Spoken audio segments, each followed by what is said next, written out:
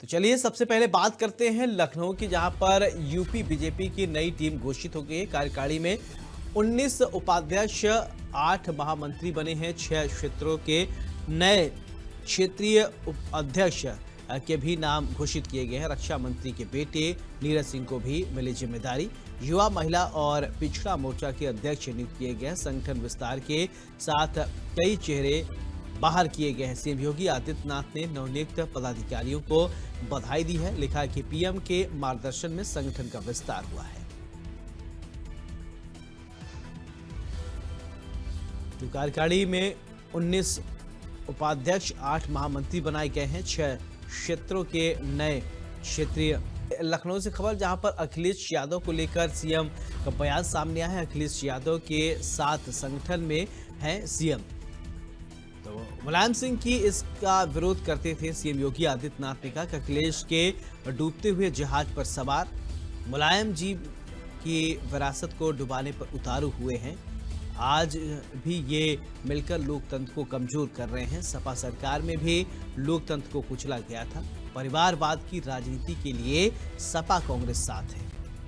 खबर सिद्धार्थनगर से है, जहां पर बेसिक शिक्षा विभाग में नए घोटाले के आरोप। जर्जर वाहनों के नाम पर भुगतान का आरोप लगाया गया। 2009 मॉडल गाड़ियों को दिखाकर निकासी का दावा किया गया है। कई वाहनों का फिटनेस और बीमा नहीं है। वैध बिना फिटनेस वाहन संचालन पर उठे सवाल। विभागीय भुगतान प्रक्रिया पर संदेह कराया गया है। बाबू की भूमिका को लेकर भी चर्चाएं तेज हुई हैं। वाहन फाइलों में गड़बड़ी के भी आरोप लगाए गए हैं। बताया जा रहा है कि डीएम ने 3 दिन में जांच के आदेश दिए। तो कार्रवाई की बात कही गई है। ये बड़ी जानकारी है।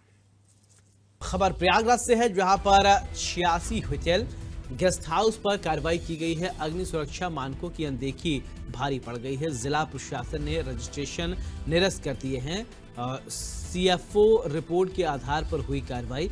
संचालन पर तत्काल प्रभाव से रोक लगाई गई है। सराय एक्ट के तहत बड़ा प्रशासनिक फैसला देखने को मिला है। लखनऊ में जिस तरह से कोचिंग में आग लगी, उसके बाद 15 जो बच्चे थे उनकी मौत होने के बाद मुख्यमंत्री योगी आदित्यनाथ ने निर्देश दिए हैं कि कहीं कोई कमियां रहेगी तो उन सभी संस्थानों को सील किया जाए। उसी के बाद प्रयागराज में ताबड़तोड़ एक्शन चल रहा है इसमें, और लगातार जो कार्रवाइयां हैं वो तेज की गई हैं। तकरीबन 86 ऐसे गेस्ट हाउस हैं, होटल हैं, कोचिंग है, सभी को सील किया गया है और बाकायदा वो मानक विहीन थे। इसी कारण से वो सील किया। हमारे साथ एडीएम सिटी है सत्यम मिश्रा, उनसे जानते हैं सर किस तरह की कार्रवाइयां हैं और क्या क्या क्या कमियां पाई गई जिसके चलते इन सभी के लाइसेंस निरस्त किए गए और जो सीलिंग की कार्रवाई लगातार जारी की जा रही है। ये 86 विभिन्न banquet hall, marriage lawns, hotels हैं जिन पर सराय के पंजीयन पर निरस्तीकरण की कार्रवाई की गई है। इसमें फायर सेफ्टी डिपार्टमेंट की रिपोर्ट थी। उस रिपोर्ट के आधार पर यह पाया गया कि अग्नि सुरक्षा मानकों का इनके द्वारा पालन नहीं किया जा रहा है और उस रिपोर्ट के आधार पर रजिस्ट्रेशन कैंसिलेशन की कार्रवाई की गई है।